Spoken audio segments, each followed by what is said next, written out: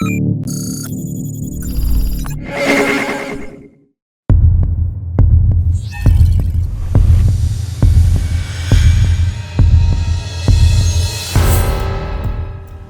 نعرف حكاية قطر مع سوريا لازم الأول نتكلم عن روسيا.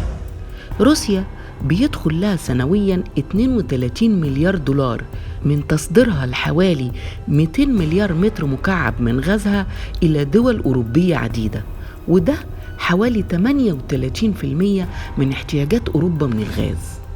الغاز الروسي بالنسبة إلى أوروبا له مميزات عديدة، فروسيا حدودها ملاصقة لأوروبا أصلاً، غازها بيوصل في أنابيب وبيوصل في صورته الغازية اللي هي أقل تكلفة من الغاز المسال. يعني في المنافسة على السوق الأوروبية للغاز مفروض الغاز الروسي يكسب، لكن الاقتصاد دايما حساس لألاعيب السياسة. فبعد صدامات 2006 بين روسيا وأوكرانيا واللي اتكررت في 2009 وأدوا إلى انقطاع 93 مليار متر مكعب من إجمالي الغاز الروسي إلى أوروبا، بدأت أوروبا تفكر في بدائل للغاز الروسي. ظهور بديل لأوروبا عن الغاز الروسي هو تهديد لحصة روسيا في سوق الغاز الأوروبية. هنا نبدأ نعرف اللي بيحصل في سوريا بيحصل ليه وإيه علاقته بكل من قطر وروسيا. عرفنا إن قطر بتصدر الغاز المسال إلى أوروبا في ناقلات خاصة تمتلكها، لكن كان عندها طموح توصل بغازها في حالته الغازية إلى أوروبا، بس ده يحتاج طريق ما يمر فيه أنبوب الغاز.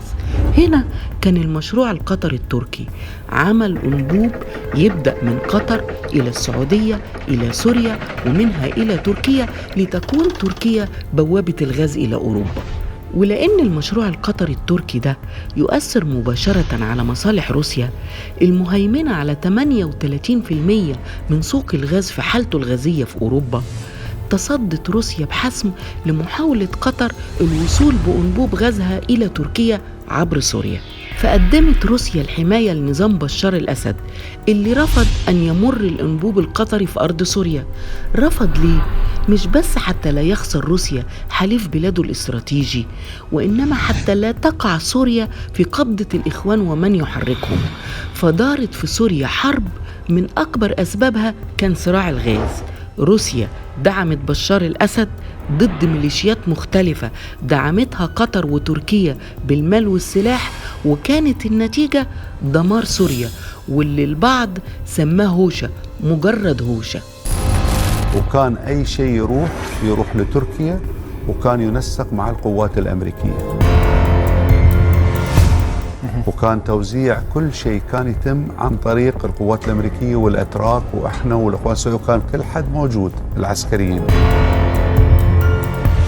إحنا تهاوشنا على الصيدة وفلتت الصيدة وإحنا قاعدين نتهاوش عليها.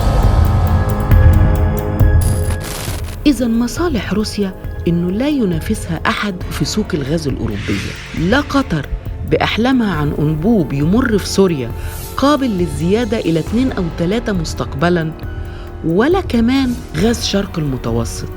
وضع روسيا هنا وضع فريد، فهي مع نفس الدولة بتكون حليف في ملف وخصم في ملف آخر، وكل اللي يهمها إن حصتها من الغاز لأوروبا لا تتأثر بمصدر بديل للغاز الروسي. مثلاً رغم إن روسيا اعتبرت دور مصر في الملف السوري مساندة لها، ورغم إنها بتتعاون مع مصر عسكرياً واقتصادياً وفي ملفات هامة زي ملف إنشاء مفاعل نووي في مصر أو منطقة اقتصادية في محور قناة السويس، لكنها خصم لمصر في ملف غاز شرق المتوسط لو مصر زاد إنتاجها إلى حد يمثل خطر على حصتها في سوق الغاز الأوروبية. وفي الحلقة الجاية هنتكلم عن موقف مصر من الملف السوري بعد ثورة 30 يونيو، وكيف تدير مصر مصالحها مع روسيا في ظل التنافس على سوق الغاز في أوروبا.